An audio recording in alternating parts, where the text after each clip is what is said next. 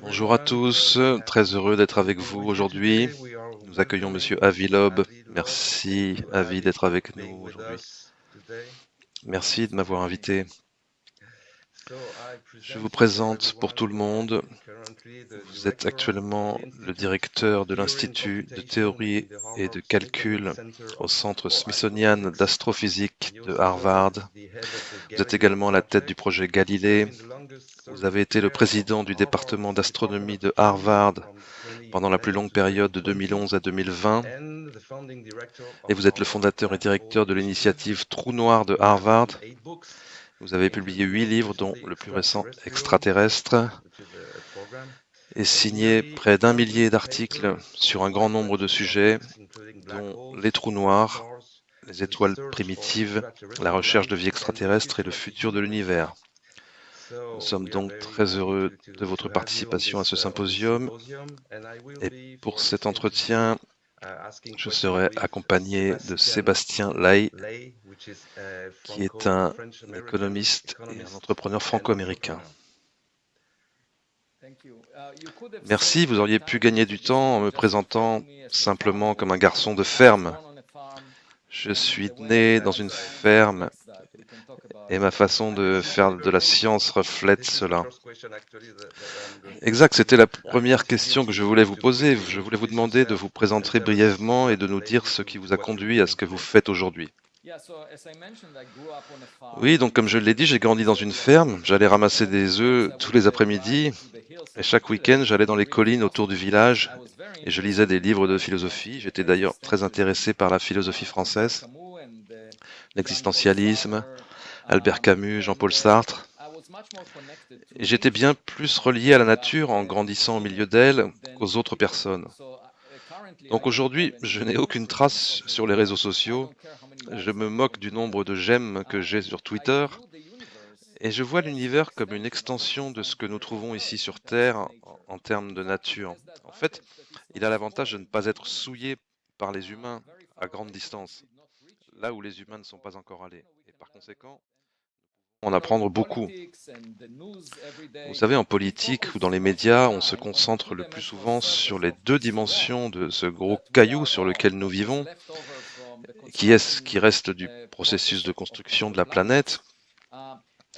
Et on ne voit que ces deux dimensions, mais il y a une troisième dimension d'espace. Et on oublie de lever la tête.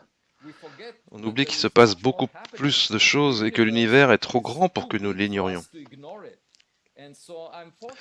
Et donc j'ai la chance d'être un astrophysicien et d'être payé pour étudier l'univers. Je dois dire que c'est même surprenant pour moi d'être payé pour étudier l'univers, car nous ignorons ce qu'est l'essentiel de la matière dans l'univers. Donc comment pouvons-nous être payés pour être cosmologistes, pour étudier l'univers, alors que nous ne connaissons même pas les choses les plus basiques, ce qu'est la plus grande part de la matière? 80% de celle-ci existe sous une forme que nous ne comprenons pas, et cela a été reconnu pour la première fois en 1933 par Fritz Zwicky. Et pendant 40 ans, les astronomes n'ont pas cru à cette notion d'une matière différente de celle qui nous compose. Et maintenant, même les enfants savent qu'il existe de la matière noire, mais nous ne savons toujours pas ce que c'est. Nous avons dépensé des milliards de dollars pour essayer de le comprendre, mais nous ne savons toujours pas. Je trouve que cela rend humble de reconnaître cela, en dépit de ce qu'on entend souvent les scientifiques dire sur le fait que nous savons tant de choses sur l'univers. Et des gens obtiennent des prix Nobel pour cela. La vérité, c'est que nous ne savons pas. Ce que nous savons n'est qu'une île dans un océan d'ignorance.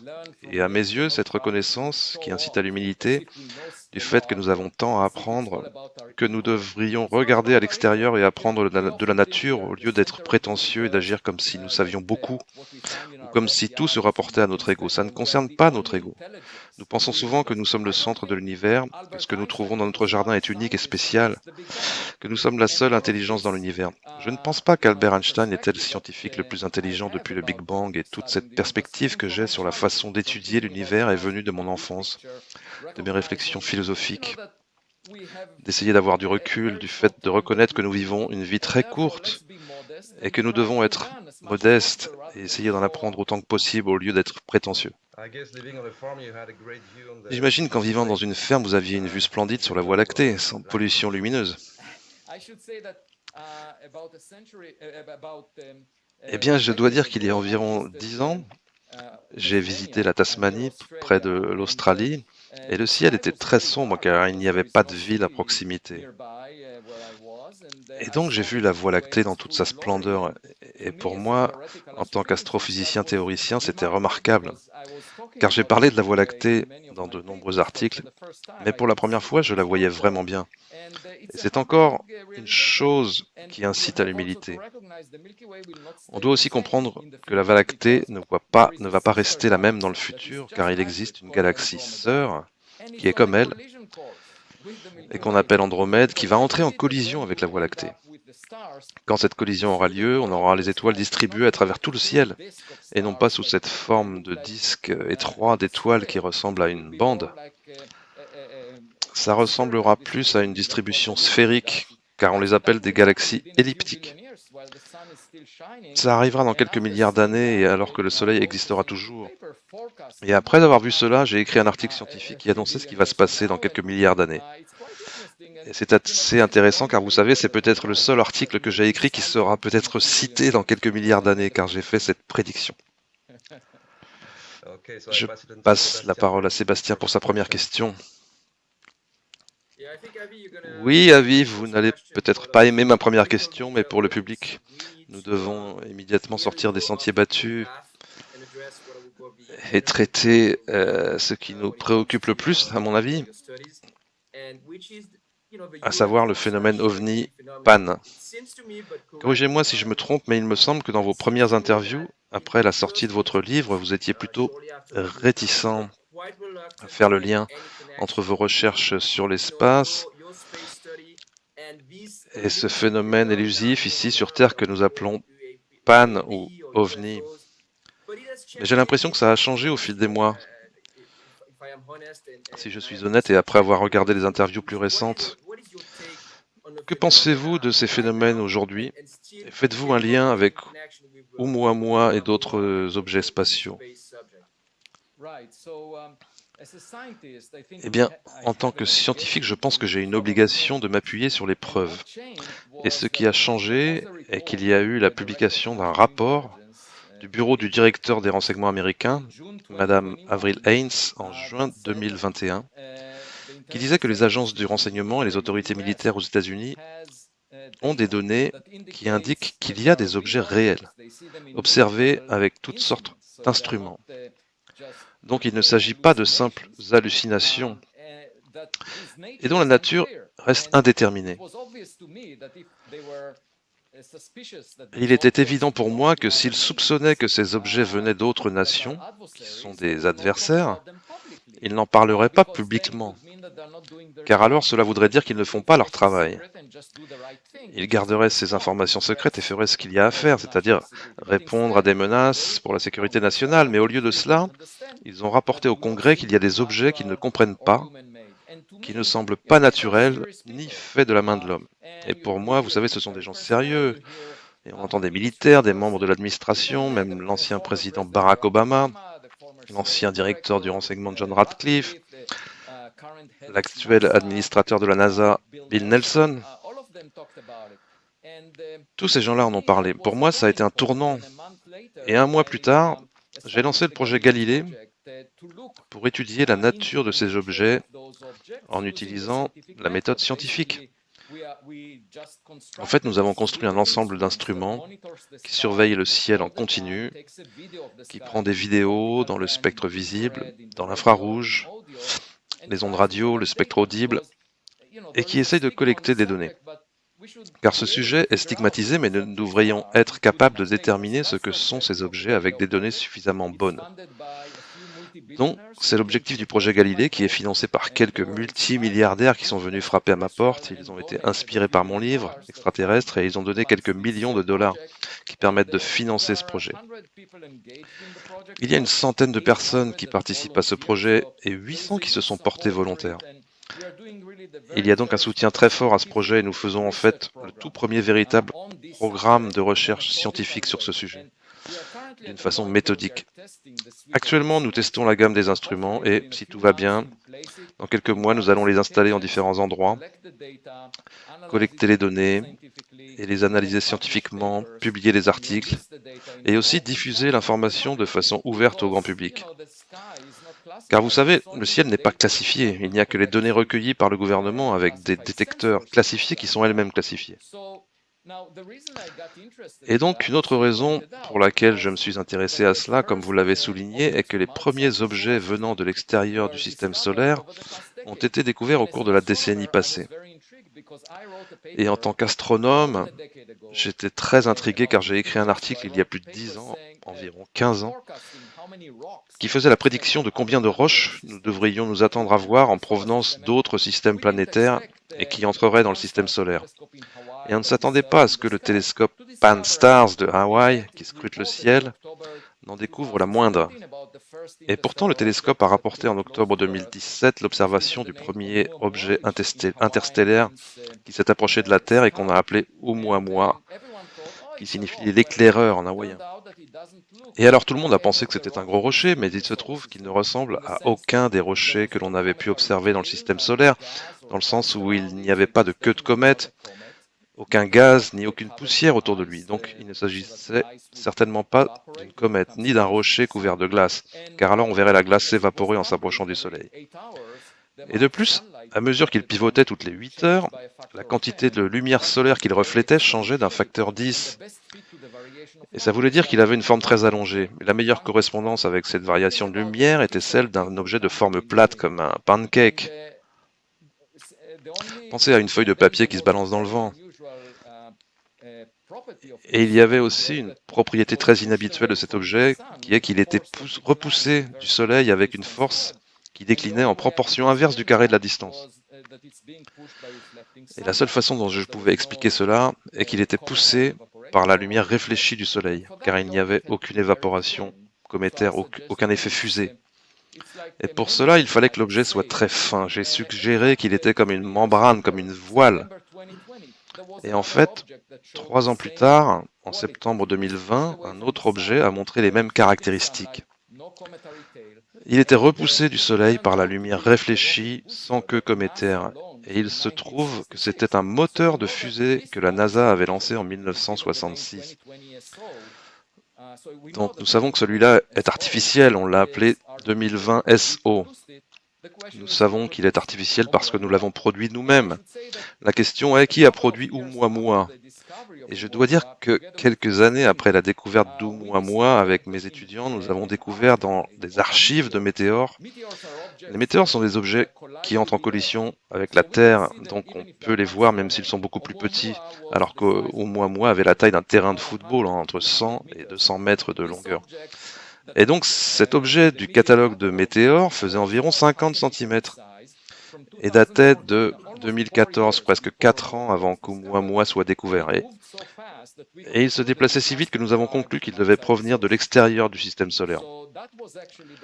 Donc c'était probablement le premier objet interstellaire et le gouvernement a publié un document il y a environ 6 mois qui confirme notre hypothèse à 99,999%.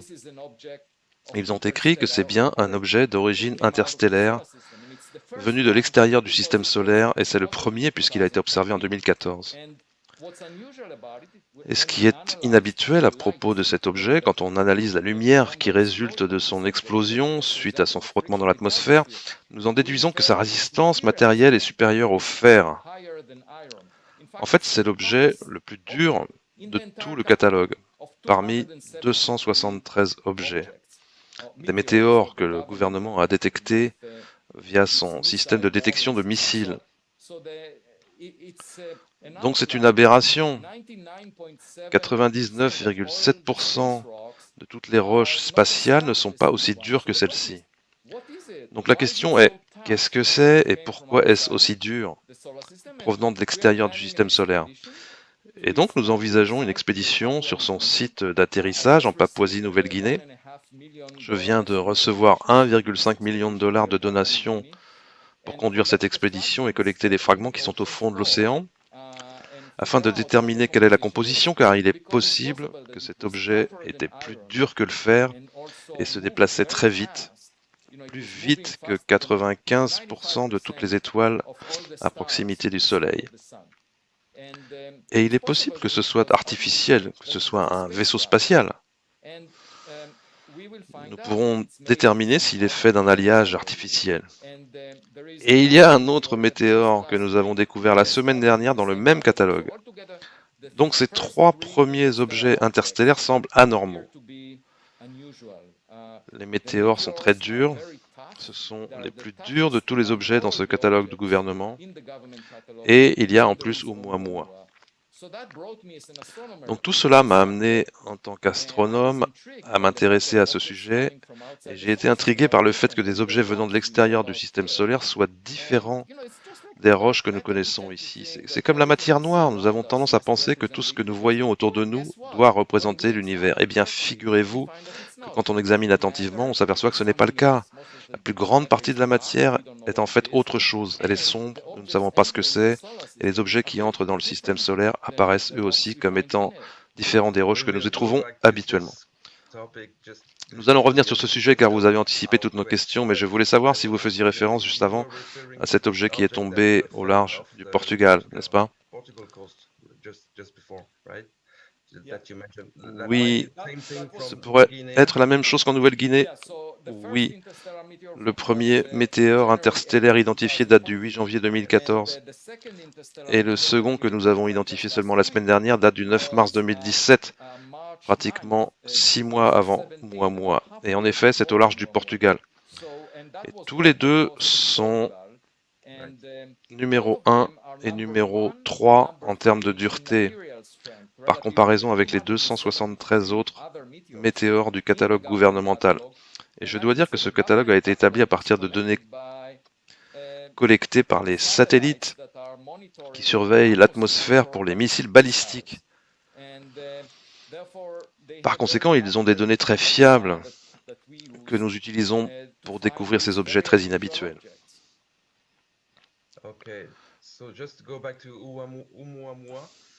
Très bien. En ce qui concerne Oumuamua, vous avez déjà dit beaucoup de choses, mais je me demandais si vous étiez un peu seul à défendre cette position ou si vous aviez du soutien parmi la communauté des astrophysiciens. Oui, eh bien, je peux vous raconter une anecdote intéressante. Peu de temps après que notre article disant que c'était peut-être artificiel a été publié, nous avons publié cet article quelques mois après avoir constaté que Oumuamua est repoussé du Soleil par une espèce de force excessive, bien qu'il n'ait pas de queue cométaire. Donc notre article a été accepté pour publication en quelques jours, ce qui est un délai record. Et donc quelques mois plus tard, un groupe d'astronomes conventionnels qui travaillent sur les roches spatiales depuis des décennies a publié un article de synthèse sur Oumuamua dans la prestigieuse revue Nature Astronomy et ils ont affirmé « c'est naturel, point à la ligne, c'est naturel et c'est tout ». Donc ils ont dit qu'il n'y avait rien d'inhabituel à propos de cet objet. Oubliez ce qu'on vous dit, ce n'est qu'un rocher. Bien. Et alors quelques mois plus tard, une équipe d'astronomes a dit « Eh bien oui, il est repoussé du Soleil sans queue cométaire, peut-être que c'était un iceberg d'hydrogène, quelque chose que l'on n'a jamais vu, un gros morceau d'hydrogène congelé ne peut pas être produit dans les systèmes planétaires comme le système solaire. Il doit être produit dans des nuages moléculaires, des nébuleuses interstellaires. Nous n'avons jamais rien vu de tel, mais ils ont dit que si l'hydrogène s'évapore, alors ce serait transparent, et donc nous ne verrions pas la queue cométaire. Et c'est une explication de ce que serait Oumuamua. Alors un mois plus tard, nous avons écrit un article disant que ça ne peut pas être le cas parce que l'hydrogène s'évapore très facilement, et les auteurs de l'autre article étaient d'accord avec ça. Et donc l'objet ne survivrait pas au voyage. Alors un autre groupe a pris position et a dit « Eh bien peut-être que c'était un gros mouton, un amas de particules de poussière qui est 100 fois moins dense que l'air, un ensemble de particules comme un nuage moelleux. Alors il est repoussé en reflétant la lumière du soleil parce qu'il est très léger. Mais le problème avec ça est qu'un tel objet ne pourrait pas maintenir son intégrité en s'approchant du soleil. Il serait chauffé à des centaines de degrés.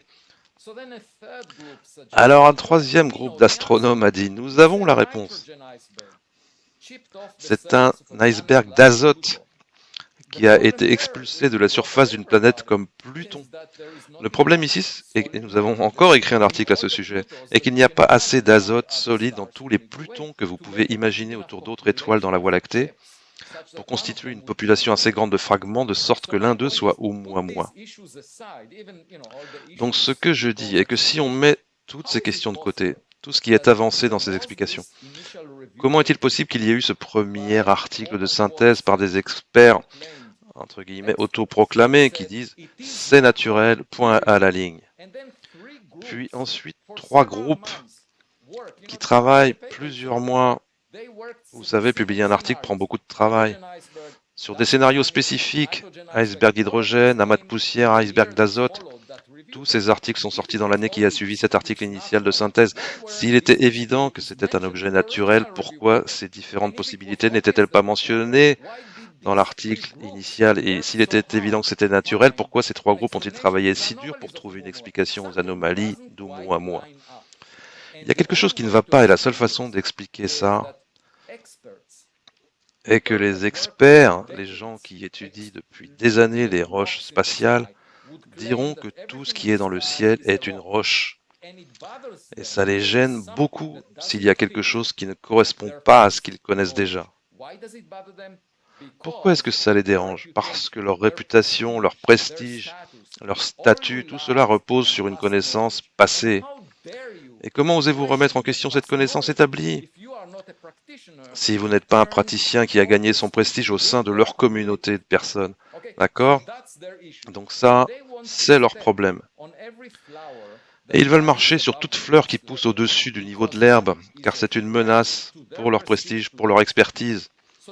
Donc c'est une explication très simple qui a à voir avec l'ego de ceux qui travaillent dans ce domaine. Ils se sentent obligés de publier immédiatement un article de synthèse qui dit « c'est naturel, laissez tomber, nous avons compris », même s'ils ne comprennent pas vraiment. C'est exactement comme dans le conte « L'empereur est nu ».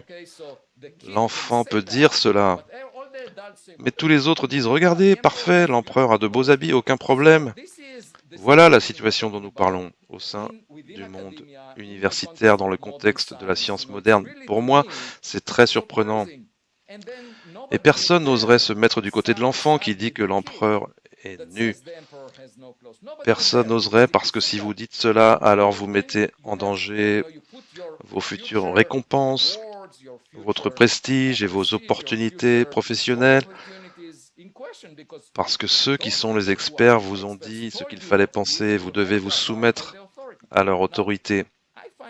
Eh bien, je trouve ça très dommage, parce qu'il y a 4 siècles, c'était l'histoire de Galilée, qui a dit que la Terre tournait peut-être autour du Soleil. Et quelle a été la réponse? La réponse a été « mettez-le en résidence surveillée ». Pourquoi en résidence surveillée? C'est très simple. C'est pour que personne ne puisse l'écouter. Comme si ça pouvait changer quoi que ce soit. Aujourd'hui, il l'aurait simplement banni des réseaux sociaux. C'est ce qu'il ferait à Galilée. Et alors, est-ce que ça a changé quoi que ce soit? Non. Car la réalité est ce qu'elle est. Si vous demandiez à ces philosophes de l'époque de Galilée de concevoir une machine pour aller sur Mars, ils ne seraient jamais arrivés à destination, parce qu'ils pensaient que Mars tournait autour de la Terre. Aujourd'hui, nous savons grâce aux satellites que la Terre tourne autour du Soleil, donc peu importe ce qu'ils pensaient. Personne ne se souvient d'eux de toute façon et tout le monde se souvient de Galilée. Et donc je veux simplement dire que la question n'est pas d'être populaire, d'avoir des j'aime sur Twitter, d'avoir des experts qui disent une chose et tout le monde doit les applaudir. Un iceberg d'hydrogène, ou alors que nous n'avons jamais vu ça. Prenez un homme des cavernes qui a passé sa vie à faire des choses avec des cailloux. Si vous lui présentez un téléphone mobile, il dirait « Oh, c'est un caillou d'un genre que je n'ai jamais vu avant ». Il dirait que c'est un caillou parce que c'est poli, c'est solide, c'est forcément un caillou, qu'est-ce que vous croyez? Il écrirait même un article de synthèse pour dire que c'est un caillou d'un genre qu'il n'a jamais vu avant. Mais si cet homme des cavernes osait être assez curieux pour appuyer sur un bouton et se rendre compte que ce caillou peut en fait enregistrer sa voix, et en appuyant sur un autre bouton, il verrait qu'il enregistre son image, alors il comprendrait que ce n'est pas vraiment un caillou. Et donc je ne dis pas que ces objets sont artificiels à coup sûr, je dis seulement soyons curieux parce que les choses qui sont venues dans le système solaire sont différentes de ce que nous avons vu ici.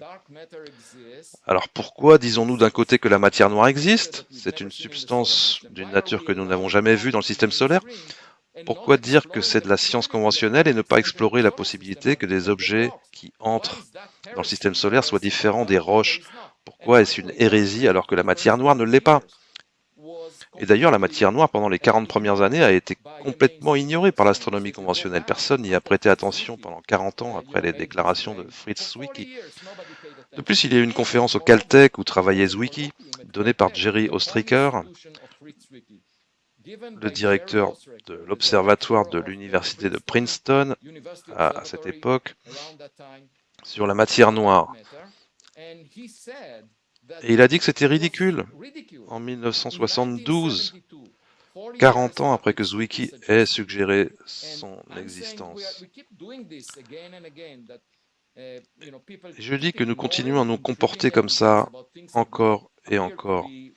Les gens continuent d'ignorer les preuves gênantes, les choses qui ne ressemblent pas à ce que nous trouvons dans le système solaire. Et ce n'est pas la bonne approche, parce qu'au bout du compte, il y a assez de preuves pour nous montrer que nous nous trompons.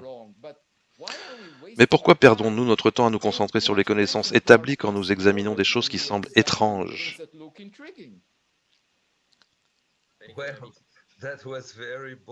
Wow, c'était très audacieux et très clair aussi. Merci, Sébastien. À toi. Oui, Avi, pensez-vous qu'à ce stade, nous puissions calculer mathématiquement ou statistiquement les probabilités que cet objet, ou Muamua, provienne d'une civilisation extraterrestre? Et si je vous suis bien, vous avez dit qu'il était plus probable que ça provienne d'une civilisation éteinte ou d'une espèce pas très active dans notre partie de la galaxie. Mais pouvons-nous calculer les probabilités? Et deuxième question, à propos de la matière noire, quelle est votre position? Y a-t-il un lien avec ces espèces d'objets non naturels qui viennent dans notre système solaire ou est-ce que ça n'a rien à voir? Eh bien, la façon dont j'approche ces questions, vous savez, pour comparer avec les choses que nous connaissons, consiste à se demander quelles sont les chances pour que Oumuamua soit comme les roches que nous avons déjà vues. Je dirais qu'elles sont très minces et la raison en est notamment que cela a débuté dans un cadre de référence bien particulier. Sa vitesse était très proche de ce qu'on appelle le référentiel au repos local, qui est le cadre de référence que l'on obtient en faisant la moyenne des mouvements aléatoires des étoiles à proximité du Soleil. Donc c'est un peu comme le parking galactique. Et Oumuamua était au repos dans ce référentiel à un niveau représenté par une étoile sur 500.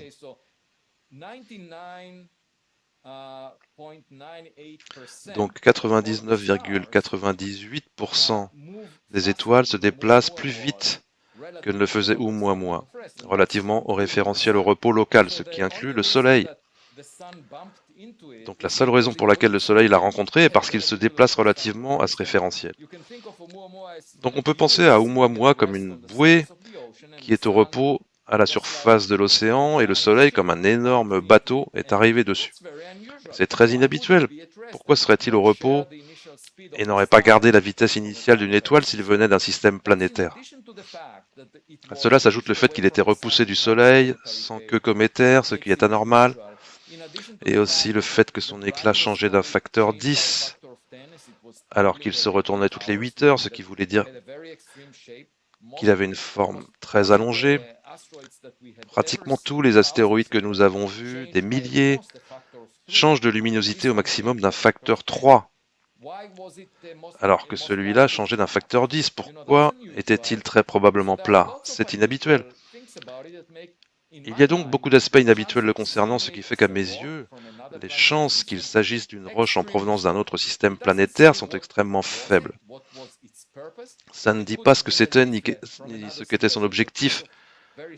Vous savez, ça aurait pu être comme un prospectus d'une autre civilisation, un morceau de matériel très fin, porteur d'un message à notre attention. C'est une possibilité. Ou bien la couche superficielle d'un objet, tout comme 2020 SO était un moteur de fusée et non pas conçu pour être une voile solaire, mais c'était très fin. Pour ce qui concerne les météores, c'est là aussi très intriguant, car pourquoi les premiers météores interstellaires apparaissent comme les objets les plus durs que nous ayons jamais vus? Pour moi, cela indique qu'ils proviennent d'une source qui est inhabituelle, qui n'est pas la même que notre système solaire. C'est la même approche que j'adopte vis-à-vis des phénomènes aérospatiaux non identifiés, les pannes. Dans le cadre du projet Galilée, la première tâche que nous avons en enregistrant des vidéos du ciel, nous voulons classifier les objets que nous voyons comme étant soit faits de la main de l'homme, comme des drones, des avions, des satellites, des ballons météo, ou bien comme étant naturels, comme des oiseaux, des insectes, ou bien, s'ils n'appartiennent à aucune de ces catégories, ils seraient d'un grand intérêt pour le projet Galilée, car ils sont peut-être venus ici depuis un autre endroit, depuis l'extérieur de cette Terre. La question est donc, existe-t-il des objets qui n'appartiennent clairement pas à ces deux premières catégories? Et nous avons l'intention d'utiliser des algorithmes d'intelligence artificielle pour identifier tous les objets qui sont familiers et voir ceux qui ne sont pas familiers. Donc bien sûr, si nous voyons des objets faits de la main de l'homme, je ne m'y intéresse pas trop. S'ils représentent une menace pour la sécurité nationale, je passerai les données au gouvernement et je ne veux pas les regarder. Si nous voyons des objets naturels, je les donnerai aux zoologistes ou les gens qui étudient l'atmosphère. Là non plus, ça ne m'intéresse pas particulièrement. Ce que je veux dire, c'est que dès l'instant où nous voyons un seul objet intrigant et que nous obtenons des images de très haute résolution de celui-ci, je voudrais voir s'il y a des boulons ou des vis, peut-être une étiquette qui dirait « fait sur l'exoplanète Y », ou peut-être qu'il y a des boutons dessus et j'adorerais appuyer sur un tel bouton. Un jour, j'ai reçu un email de quelqu'un qui me disait « Si vous découvrez un bouton, par exemple, sur un gadget que vous trouvez au fond de l'océan, au large de la Papouasie-Nouvelle-Guinée, s'il vous plaît, n'appuyez pas dessus, car qui sait ce qui se passera. Nous devons être prudents. » J'ai dit, ne vous inquiétez pas, la seule promesse que j'ai faite a été au conservateur du musée d'art moderne de New York. Je lui ai dit, si nous trouvons un gadget, je vous l'apporterai pour l'exposer au musée d'art moderne, car pour nous, cela représenterait la modernité. C'est peut-être un gadget bien plus en avance que ce que nous pouvons produire, même si pour l'envoyeur, ce serait peut-être très ancien, datant peut-être de milliards d'années. Avi, je me demandais comment vous établissez que les matériaux dont vous parlez sont plus durs que tout ce que l'on connaît sur Terre. C'est à partir de mesures? Oui, nous savons à partir des données gouvernementales à quelle altitude dans l'atmosphère ces objets se désintègrent, brûlent, et nous connaissons la densité de l'air à cette altitude. Et nous connaissons aussi la vitesse de l'objet, car elle est mesurée. Donc, quand l'objet produit une boule de feu, quand il explose, c'est très brillant. Ça produit quelques pourcents de l'énergie d'une bombe d'Hiroshima. Donc des satellites observaient cela et mesuraient la vitesse à laquelle il se déplaçait. Et sur la base de la vitesse de l'objet et de la densité de l'air, on peut calculer le produit de la densité multiplié par la vitesse au carré. C'est ce qu'on appelle la pression dynamique.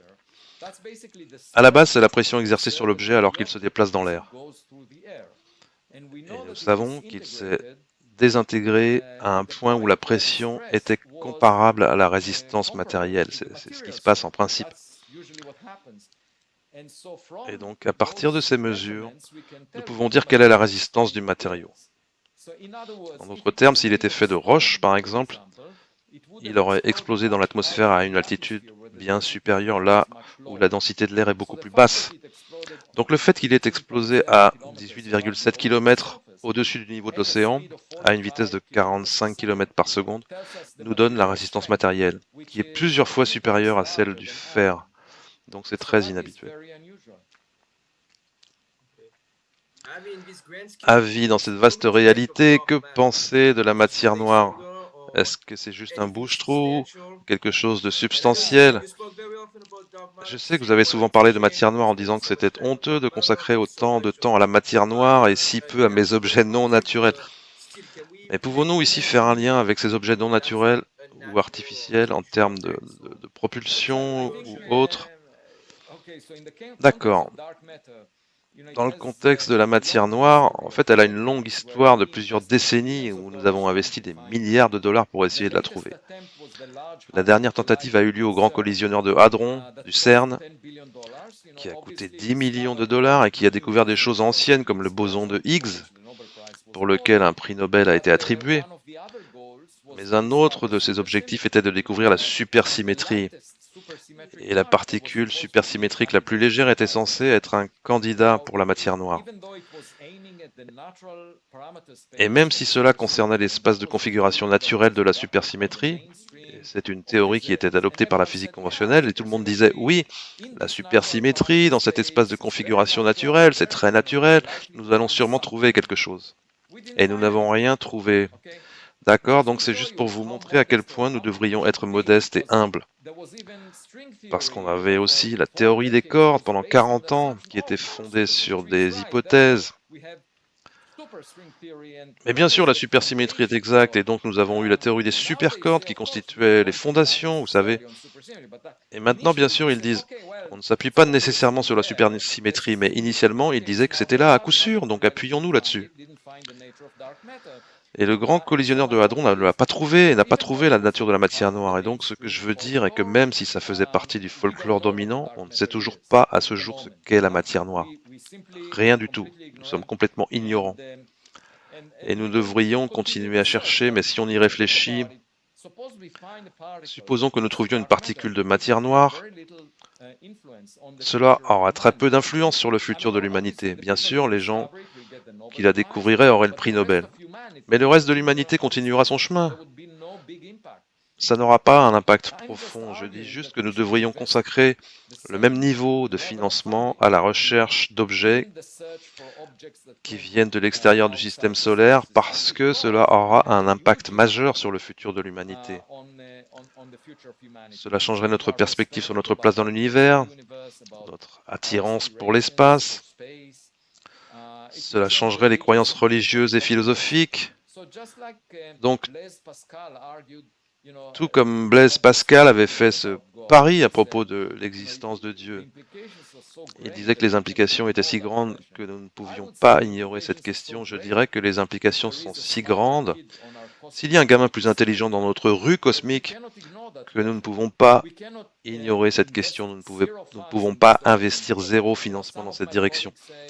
Certains de mes collègues disent que les affirmations extraordinaires exigent des preuves extraordinaires, qui est une affirmation faite par Carl Sagan dans les années 70. Moi je dis que les preuves extraordinaires exigent des financements extraordinaires. C'est une prophétie auto-réalisatrice de ne pas investir dans cette recherche et de dire ensuite que nous n'avons pas de preuves extraordinaires. Il est évident que si vous mettez la tête dans le sable et ne regardez pas, alors vous ne verrez rien. Ou bien si vous créez beaucoup de confusion en disant « Oh, vous savez, Oumuamua était un iceberg d'hydrogène ou d'azote ou un amas de poussière. Et donc ce doit être naturel, c'est comme se voiler la face et dire « Je ne vois rien ». Ce que je dis, c'est que si quelque chose a l'air intriguant, nous devrions être intrigués et rassembler plus de données parce que c'est quelque chose que nous n'avons jamais vu avant. Au lieu de dire que c'est forcément naturel, vous pouvez passer votre chemin, il n'y a rien d'étrange. À mes yeux, c'est une nouvelle frontière de recherche très enthousiasmante et il est clair que le secteur privé s'y intéresse parce que je suis financé ainsi. En un an, j'ai eu 4 millions de dollars sans faire la moindre levée de fonds, ce qui n'est pas fréquent en science. Et de plus, le gouvernement s'y intéresse. La directrice du renseignement américain a rendu un rapport au Congrès. Le Congrès a mis en place un nouveau bureau au sein du gouvernement qui étudie les données en provenance de toutes les sources gouvernementales, donc le gouvernement est intéressé. Et enfin, les contribuables, le public est très intéressé. Donc je demande comment est-ce possible que ce sujet ne soit pas reconnu officiellement en science si toutes ces autres composantes de la société y accordent autant d'intérêt. C'est une obligation pour les scientifiques de rassembler des données, des preuves qui permettraient de faire la lumière sur la nature de ces objets. Et nous trouverons quelque chose de nouveau quoi qu'il arrive. Même si ces objets sont naturels, ils pourraient nous apprendre quelque chose de nouveau. Et c'est le but de la science depuis toujours. Tout comme la recherche de matière noire. Nous ne savons pas ce que c'est, on dépense de l'argent pour essayer de le savoir de la même façon. Imaginez simplement que la matière noire soit faite d'un matériau qui est un analogue du matériau ordinaire qui nous compose. Et supposez que nous soyons visités par quelqu'un qui est fait de ce matériau. Nous ne le verrions même pas, d'accord? Donc il semble évident qu'il existe une limite à notre imagination. Si par exemple il existe des véhicules qui utilisent la matière noire pour la propulsion, ou plutôt l'énergie noire, on ne verrait jamais leur gaz d'échappement, parce que c'est invisible pour nous. Donc nous devrions toujours rester modestes dans la façon dont nous imaginons ce qu'est la réalité. Et j'ai un certain nombre d'exemples dans mes propres recherches. Par exemple, sur les trous noirs, je pense à quelque chose et j'ai écrit un essai aujourd'hui sur ce sujet. En 2002, j'étais en visite sabbatique à Princeton et j'imaginais une expérience de pensée. Imaginez un point brillant qui tourne autour d'un trou noir. On peut cartographier l'espace-temps au voisinage d'un trou noir de cette façon. J'en ai parlé à plusieurs experts et ils l'ont rejeté. Ils m'ont dit qu'il ne pouvait pas y avoir de point chaud, un point brillant tournant autour d'un trou noir, parce que l'excès de pression le disperserait, parce que la rotation différentielle le découperait. Ils m'ont dit que ça n'avait pas d'intérêt, que personne ne voudrait travailler avec moi là-dessus. Puis j'ai trouvé un chercheur en postdoctorat à Harvard qui a accepté de travailler avec moi sur le sujet. Et nous avons publié 30 articles là-dessus. Et en 2018, une équipe allemande a confirmé qu'il y a un point chaud qui tourne autour du trou noir au centre de notre galaxie, la Voie lactée. Exactement comme nous l'avions envisagé dans nos articles avec ce jeune chercheur Avery Broderick. Et maintenant, il y a une autre équipe indépendante qui affirme voir un point chaud autour du centre de la galaxie, le trou noir qui est là. Donc quelle est la leçon de tout cela? La leçon est que les experts, très souvent, représentent la connaissance passée. Ils veulent qu'on reste sur les sentiers battus, sur tout ce qui peut être expliqué par ce qu'ils savent, mais parfois il leur manque l'imagination pour voir quelque chose de nouveau. Oui, à propos d'imagination, je me demandais si vous vous étiez intéressé aux hypothèses alternatives concernant la façon dont ces objets se déplacent, par exemple sans propulsion, mais à partir de plis dans la structure de l'espace-temps, à des niveaux hyperdimensionnels. Est-ce que vous prenez ça en considération également? En tant que physicien, je veux d'abord travailler avec la physique connue pour expliquer toute donnée que j'ai. Donc je dois dire que les données qui ont été diffusées par le gouvernement et qui sont accessibles au public ne sont pas assez bonnes pour faire la moindre analyse. Et si le projet Galilée récolte des données assez bonnes, j'essaierai d'abord d'appliquer la physique que l'on connaît pour essayer de les expliquer.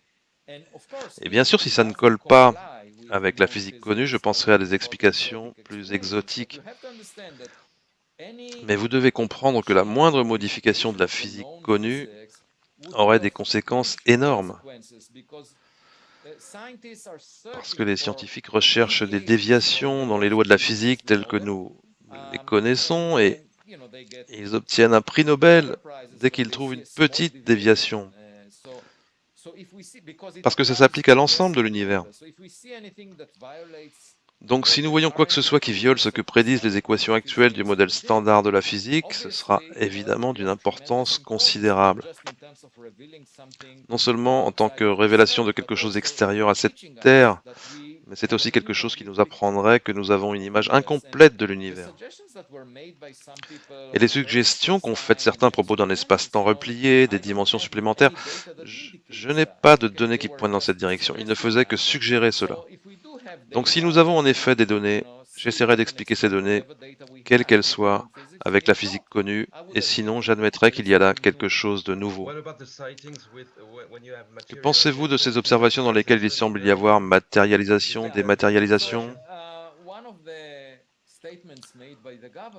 Eh bien, l'une des déclarations faites par le gouvernement, par le Congrès en fait, est qu'il y a des preuves d'objets non identifiés qui passent d'un milieu à l'autre. Des cas d'objets qui passent du milieu aquatique au milieu aérien, puis spatial. On parle d'objets transmédiums. Là encore, je n'ai pas accès aux données. C'est classifié, donc je n'ai pas de moyen de juger à quel point c'est valide ou ce que ça signifie. Donc mes limites actuellement sont l'accès à des données de haute qualité. Si j'avais cela, je vous dirais ce que j'en pense, mais ce n'est pas dans le domaine public et je n'ai pas accès aux données classifiées. D'accord, pouvez-vous nous parler rapidement de la Breakthrough Starshot Initiative?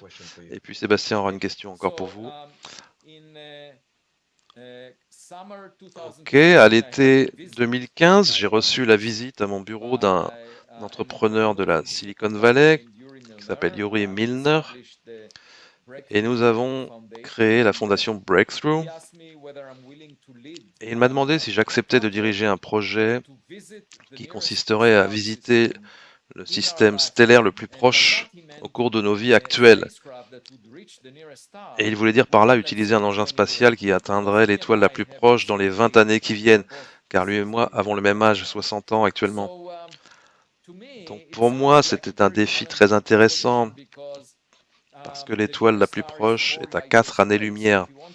Donc si on veut l'atteindre en 20 ans, ça signifie que l'engin doit se déplacer à un cinquième de la vitesse de la lumière, ce qui est très rapide, c'est 100 fois plus rapide que nos fusées actuelles qui sont propulsées par un carburant chimique.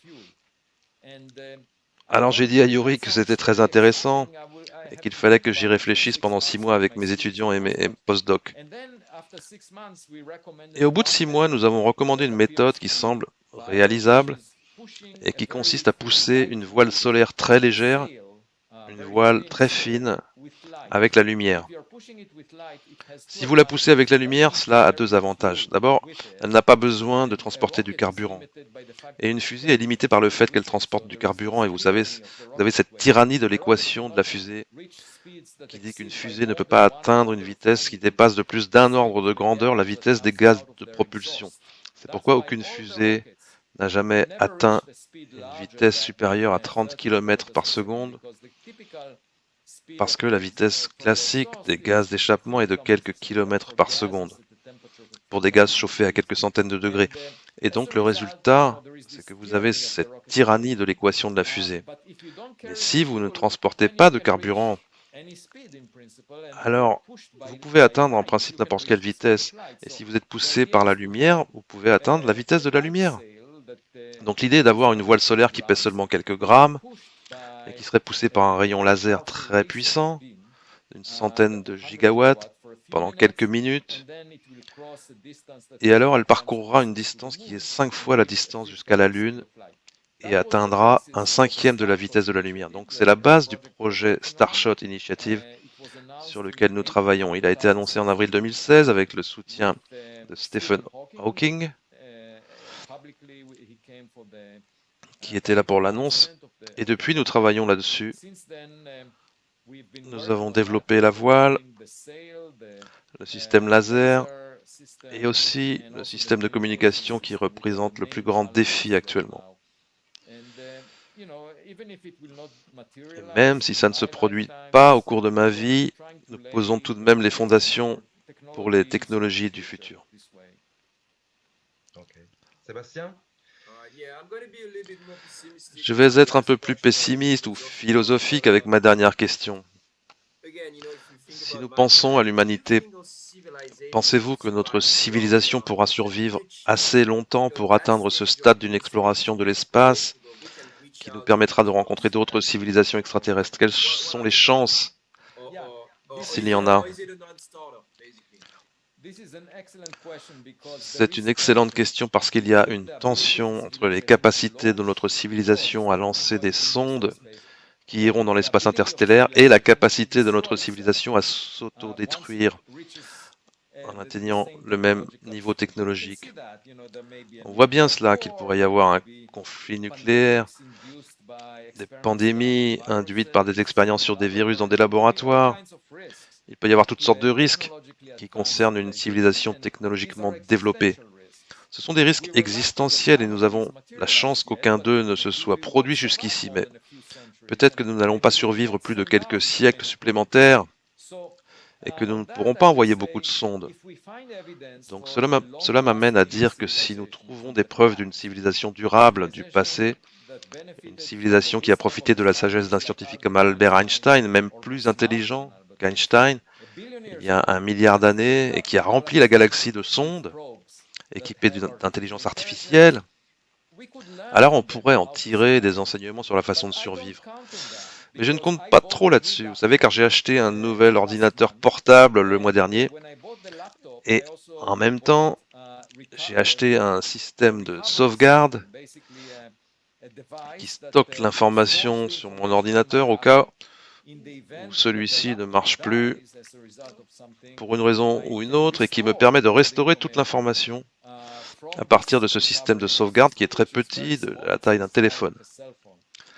Donc ma recommandation à l'humanité, alors que nous envisageons d'établir une base humaine sur la Lune, c'est le programme Artemis de la NASA. Ma recommandation est d'avoir un système de stockage de l'information à cet endroit,